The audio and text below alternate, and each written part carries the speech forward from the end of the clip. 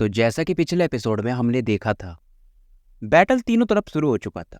जहां एक तरफ चू किंग और टियाशिन फाइट कर रहे थे, वहीं दूसरी तरफ जान टाई किंग और याओ याओ, और तीसरी तरफ प्रिंस युवान वर्सेस जिन चैन जी। अब आगे यहाँ पर टाइशन को दिखाया जाता है, जो कि फिलहाल एक टेक्निक यूज कर रहा था, sacred underworld palm.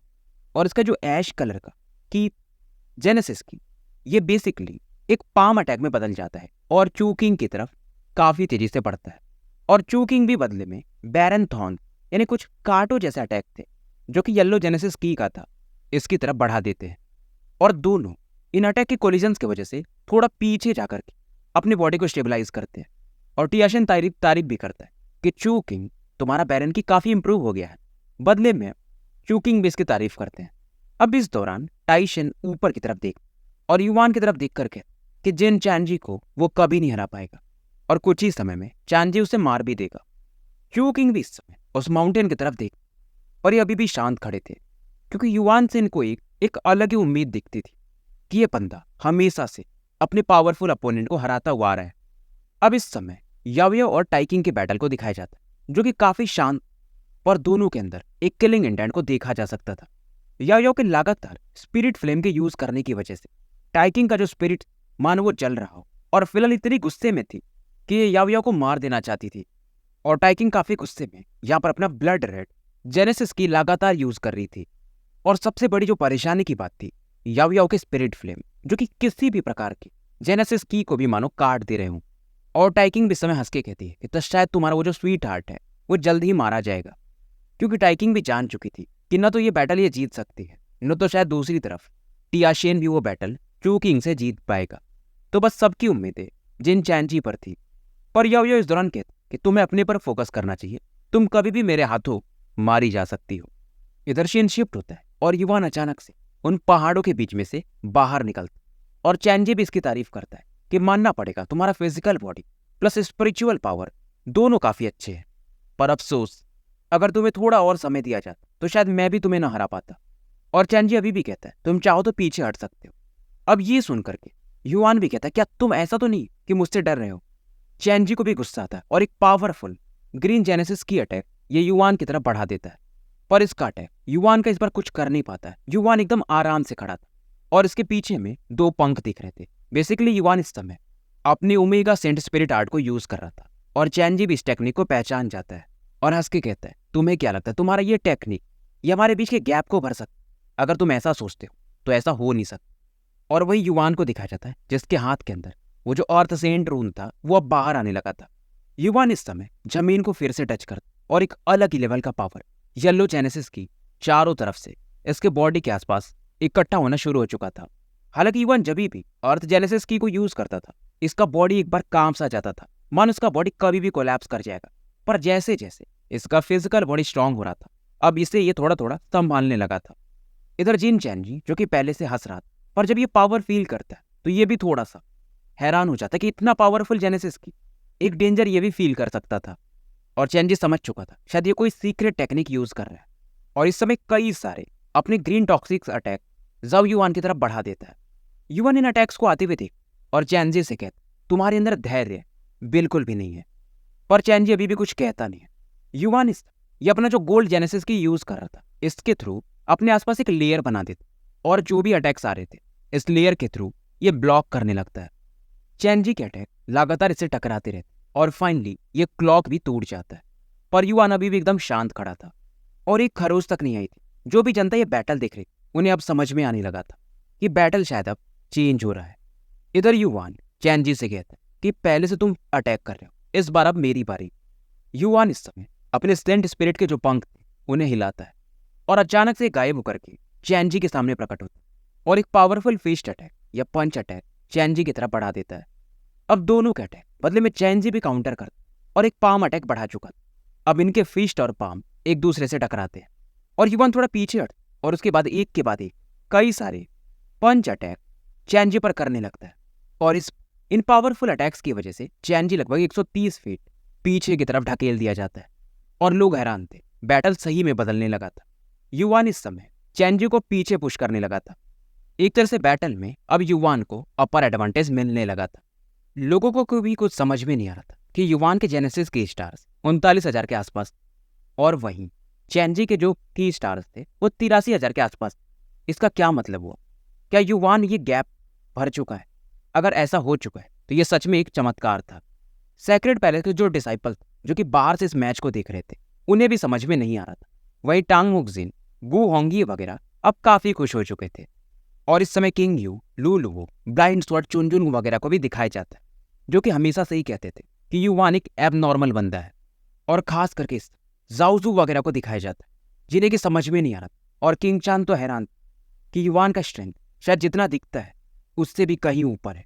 Kong Singh भी चाहे तो न भी चाहे तो उसे मानना पड़ता है।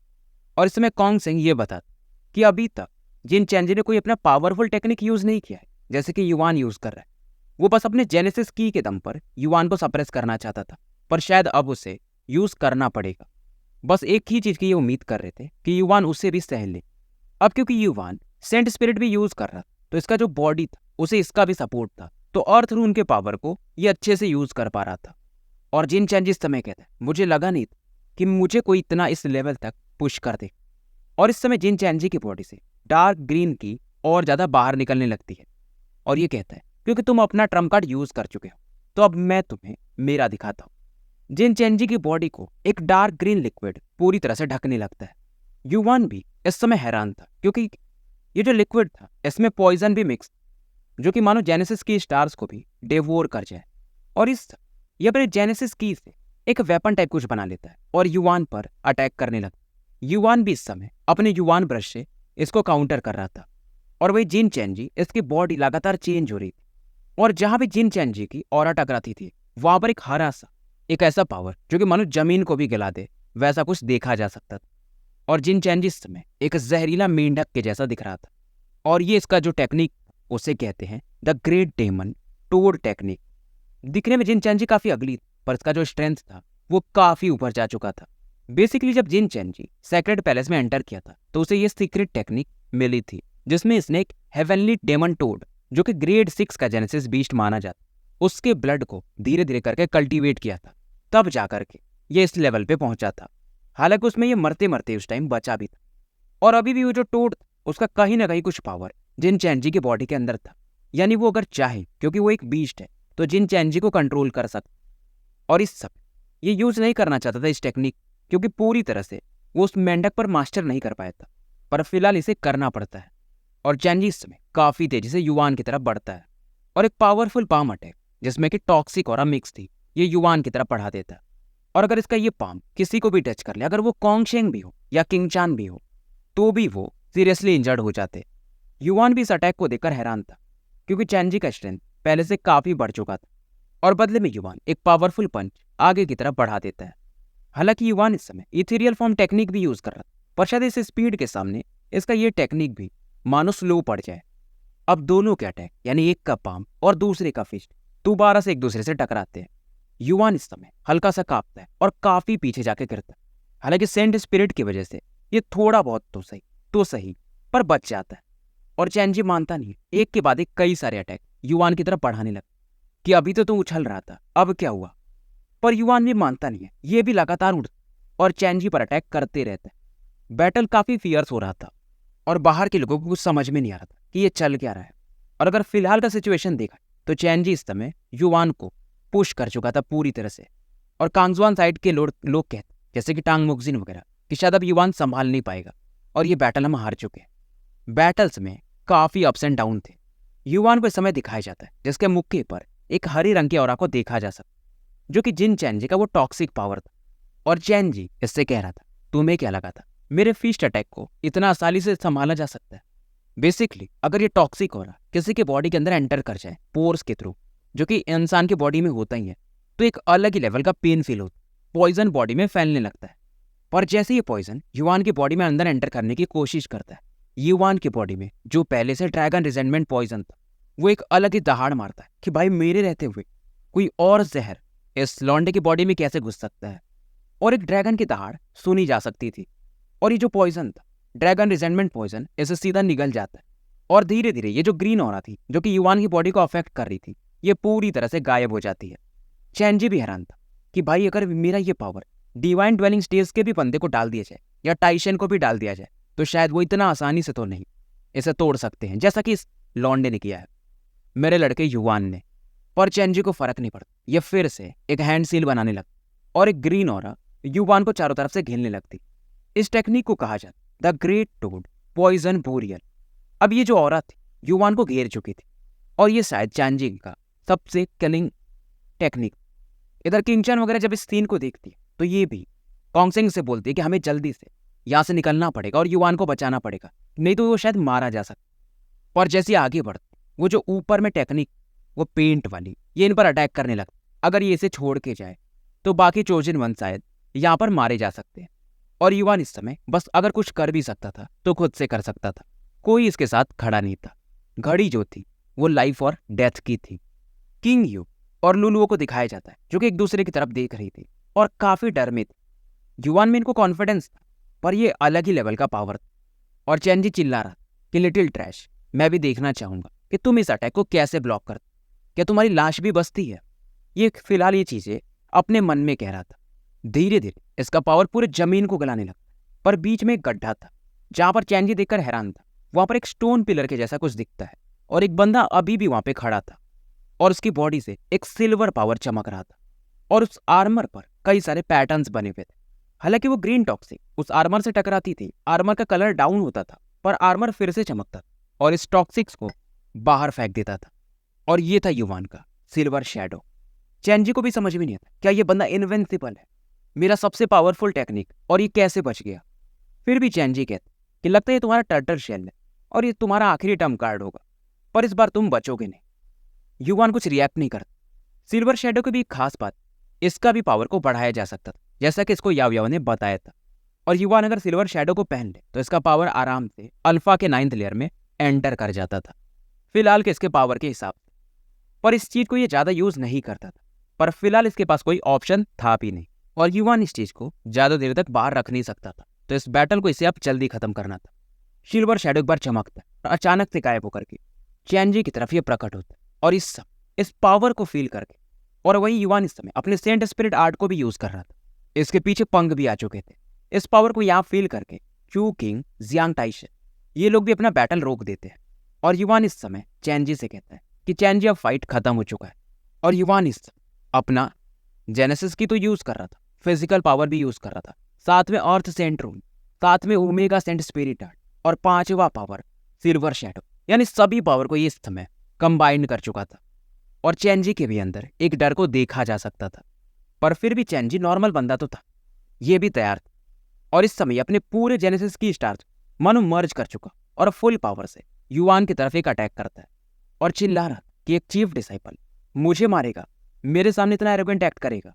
और जो ये पावर यूज कर रहा था, एक पॉइजनस पस इसकी बॉडी से बाहर निकल, ये हेवनली डेमन टोड पूरी तरह से यूज कर रहा था। जब ये हेवनली डेमन टोड जिंदा था तो ये हेवनली सन लेवल का एक बीस्ट था और इसे मारने के बाद इसका पावर काफी वीक हो गया था और चेंजी अभी तक इसे मास्टर नहीं कर पाया था। फिर भी इसके पावर को ये यहाँ पर यूज करता है और चूकिंग इधर टाइसन से कहता कि मैंने तुम्हें कहा था कि युवान को कम में नहीं आकर। टाइसन को भी अब समझ में आ चुका था कि अगर चेंजी ये पावर यूज कर रहा है मतलब युवान सच में काफी कैपेबल बनता है।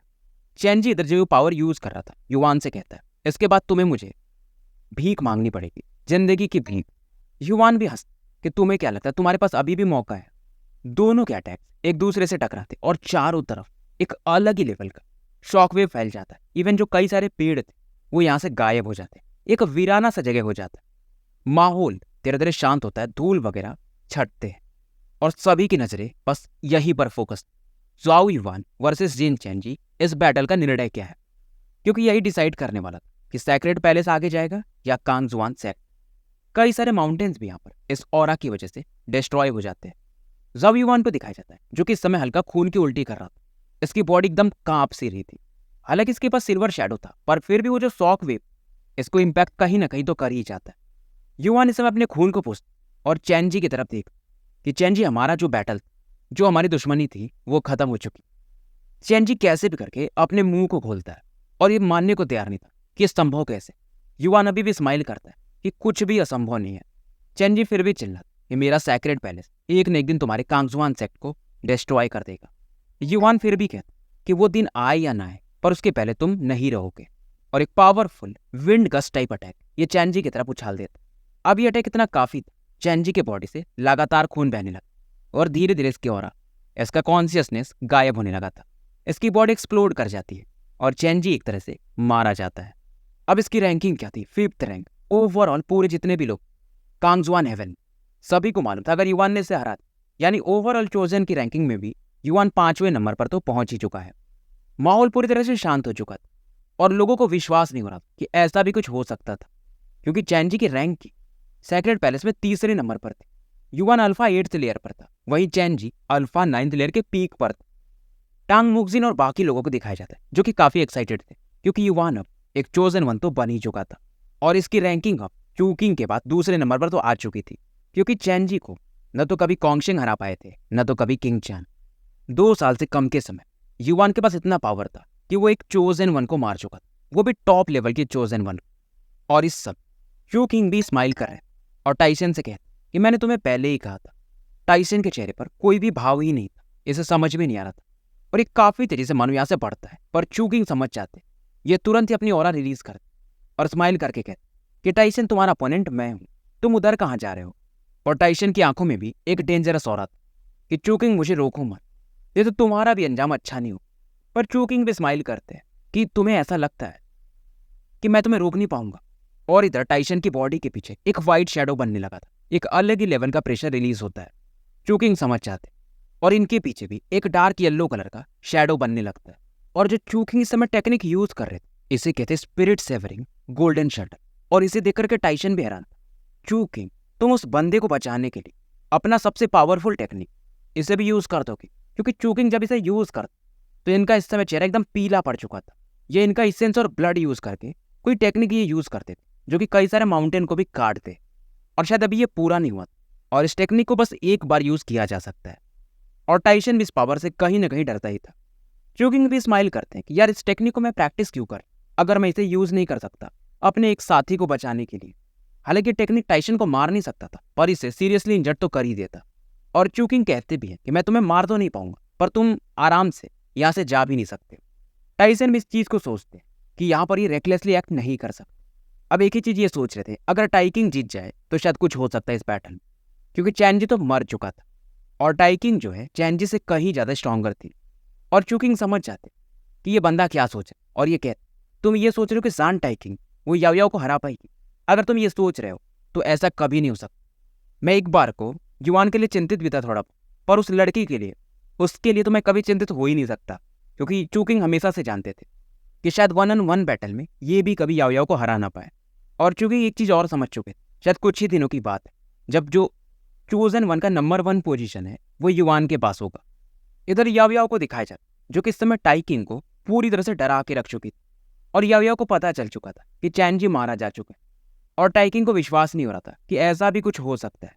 इधर याओ याओ कई सारे स्पिरिट निडल्स को यूज करती और टाइकिंग की तरफ भेज देती है। हालांकि टाइकिंग अपने ब्लड रेड जेनेसिस की से इन्हें ब्लॉक कर रही, पर फिर भी ये पावर इसके लिए काफी कठिन थी और टाइकिंग जानती थी इसे कुछ न कुछ तो करना ही पड़ेगा। फिलहाल ये अपना एक सबसे powerful power blood burning secret art use करती है और कई सारे रेड फ्लेम याओ याओ की तरफ बढ़ते हैं। इसका जो जेनेसिस की था इसके ब्लड के साथ मानो मर्ज हो चुका था और एक खतरनाक लेवल का पावर इसके बॉडी से निकल रहा था, और ये याओ याओ की तरफ चिल्लाती है गालियां दे करके कि देखो इस बार मैं तुम्हारे कैसे टुकड़े टुकड़े करती हूँ। पर याओ याओ इसके टेक्निक्स को देख, इसके अटैक को देखकर बस अपना स्पिरिचुअल बैरियर बना देती और एकदम शांति से खड़ी थी। टाइकिंग को लगा कि शायद याओ याओ भागने वाली है, तो यहाँ पर एक दूसरा टेक्निक ये यूज करती है, the great demon sealing technique. और जो भी इसका पावर था बेसिकली टाइकिंग का, ये पूरी तरह से उन्हें खोल चुकी थी। टाइकिंग को पता था कि ये लड़की बस अपना स्पिरिचुअल पावर यूज करती है, जेनेसिस की इसके पास नहीं है, तो इस बार ये क्या करेगी। और टाइकिंग के जो अटैक्स कुछ फिंगर नील टाइप ब्लड कलर के अटैक जो कि याओ याओ से टकराते हैं गालों से, पर हैरानी की बात तब होती है जब उसमें से ब्लड निकलता ही नहीं है, और जब तक कि टाइकिंग रियलाइज कर पाती शायद लेट हो चुका। याओ याओ का ये एक दूसरा क्लोन बॉडी था और याओ याओ थोड़ी दूर पर पहले से ही खड़ी थी। टाइकिंग पीछे हटने को देखती, पर याओ याओ इस बार इसे मौका नहीं देती। एक सक्शन फोर्स मानो उसकी बॉडी से निकलता है जो कि टाइकिंग के स्पिरिचुअल पावर, स्पिरिट को जो इसके अंदर होता, सोल को बेसिकली बाहर खींचने लगता। टाइकिंग समझ जाती अगर इसका सोल बाहर निकल गया तो इसकी बॉडी एक तरह से खोखली हो जाएगी, यानी कुछ भी बचेगा नहीं, ये एक तरह से पपेट के समान हो जाएगी। ये चिल्लाने लगती है और फिलहाल अपना पूरा पावर यूज करके कैसे भी पैनिक करके यहाँ से भागती है। ये जानती थी अगर ज़्यादा देर टिकी तो शायद इसका स्पिरिट ही डिस्ट्रॉय हो जाए। तो टाइकिंग एक तरह से भाग चुकी थी, यानी कि ये बैटल हार गई थी। अब टाइशन भी अकेले कुछ कर नहीं सकते। जब युवान भी इस सीन को देख और ये भी रिलैक्स फील करता है। ये हर बार सोचता था कि क्या पता याओयाओ संभाल ना पाए, पर जितना ये सोचता था इससे हैरानी होती थी कि हर बार याओयाओ आराम से ऐसे लोगों को हरा देती थी। और युवान फिलहाल इन बैटल्स को नहीं देख, बल्कि आगे में जो वो जेड डिस्क जहां पर शायद वो ट्रेजर्स थे, ये उनकी तरफ बढ़ने लगता है। अब इधर टाइशन को दिखाया जाता है जो कि टाइकुंग को देखकर हैरान था कि मतलब ये भी उस लड़की को सप्रेस नहीं कर पाई। चैनजी मारा जा चुका है, अब ये अकेले क्या ही कर ले, ये खुद भी सोचता। और सबसे ज्यादा इसको गुस्सा एक ही चीज पे आ रहा था कि एक बंदा, वो जाओ युवान, उसने पूरे इनके सैक्रेड पैलेस को हिला के रख दिया था। और शायद इस युवान को पहले ही मार देना था जब चैनजी उस पर अटैक कर रहा था पहली बार में। इधर युवान इस जेड डिस्क के सामने आके रुक जाता। इसे समझ में नहीं आ रहा था कि इस चीज को कैसे हासिल किया जाएगा। फिलहाल ये थोड़ी देर सोचता है और इस डिस्क को टच करता है। और युवान जैसे से टच करता अचानक से यहाँ से ये गायब हो जाता। यानी ये डिस्क का एक अलग स्पेस जहां पर यह एंटर कर चुका था। और अंदर जब ये आता तो हैरान था, यहाँ पर हजारों की संख्या में अलग अलग लाइट्स इसको दिखाई देती है। यहाँ पर कई सारे 4 कलर के ट्रेजर्स, कई 5 कलर्स के, कई 6 कलर के ऐसे ऐसे दिखाई देते हैं। और जब ये 7 कलर्स के ट्रेजर देखता है तो ये और भी ज्यादा हैरान हो जाता है। यहाँ पर 2 7 कलर्स के ट्रेजर इसको दिखाई देते हैं। और जब ये पूरी तलाशी शुरू करता है तो और ज्यादा इसको हैरानी होती है।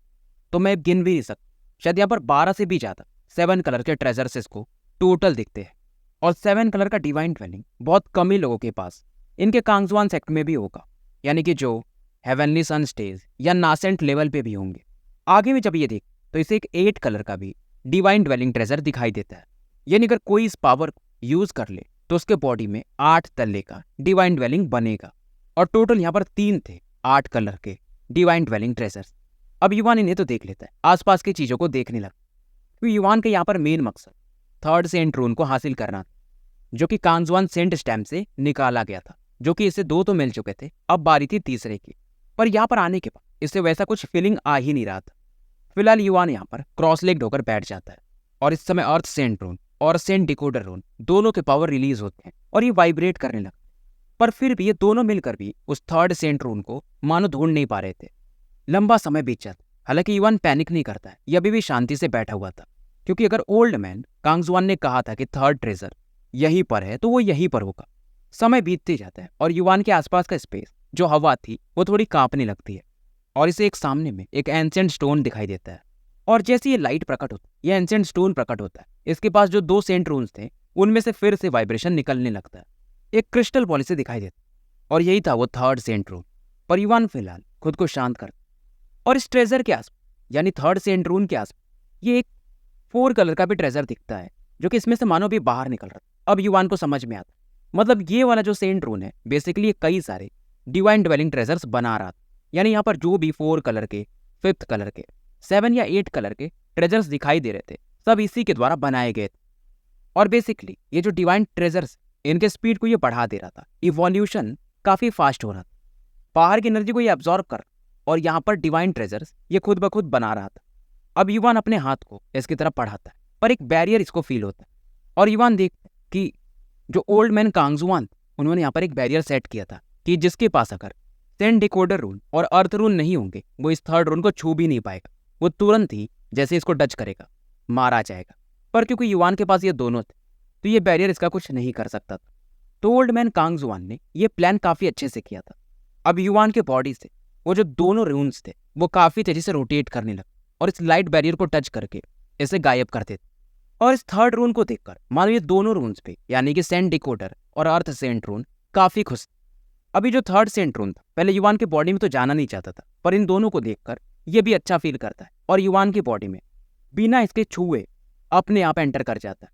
और जैसे इसकी बॉडी में एंटर करता है, इसका जो भी इंफॉर्मेशन था युवान के माइंड में जाने लगा। इसका नाम था हेवनली पनिशमेंट रून। तो स्टोरी यही समाप्त कर और मिलते हैं फिर कल एक नए वीडियो के साथ।